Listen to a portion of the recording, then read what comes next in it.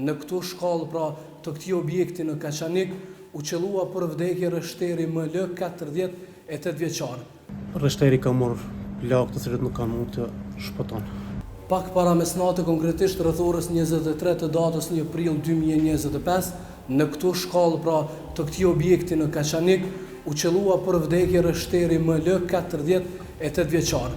Prokuroria ende nuk ka identifikuar personin e dyshuar që dyshohet se shtiu në rështerin, mirë po thot se po kryen të gjitha hetimet e nevojshme. Në vendin e ngjarjes akoma ka gjurmë të plumbave të cilët janë gjuajtur në drejtim të rështerit.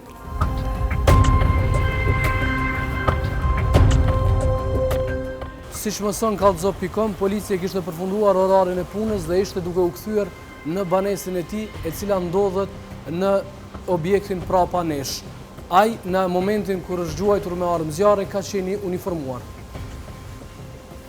Drejtori i QKMF-s në Kaçanik konfirmoi se polici Muhamet Lika kishte shkuar në urgjencë në gjendje të rëndë.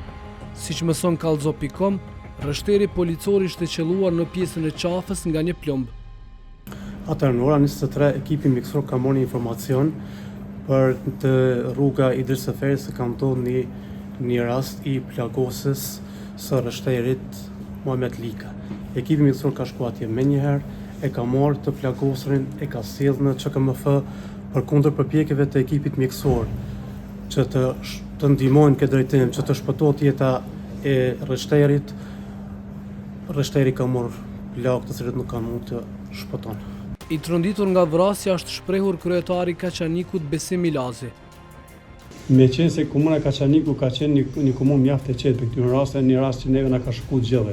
Dhe nuk e di mendim motive se si ka ndodhur ky rast, po megjithatë po presim të dhënat zyrtare që do të vinë dhe atëherë me siguri do të kemi informacion më të plotë për t'ju dhënë edhe ju. Në fakt edhe unë përmosh një çudi në një rast i tillë për shkak se ka qenë një zyrtar policor, jo vetëm se ka qenë një zyrtar policor, por ka qenë një person, po them një njeri mjaft edukuar dhe absolut nuk kemi ndëgjuar asnjëherë ndonjë rast vetëm të shqetësimit që ka ndodhur nga ai. Për atë edhe për neve ka qenë një rast i befasishëm, po si të tjetë, uroj që ky rast të jetë rasti i fundit, sidomos kësaj ngjarje. Në momentin kur u qellua, rështeri kishte armën zyrtare me vete, por sipas prokurorisë nuk e ka përdorur.